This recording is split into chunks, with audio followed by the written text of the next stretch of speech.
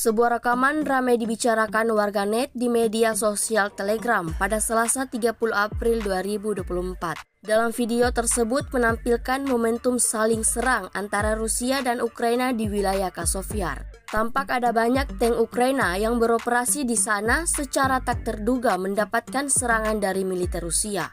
Pada narasi unggahan tidak dituliskan ada berapa total kerugian yang didapatkan angkatan bersenjata Ukraina di arah ini. Namun Rusia meyakini kerugian besar didapatkan anggota militer Volodymyr Zelensky di arah ini. Hingga video ini beredar, beragam komentar dituliskan warganet.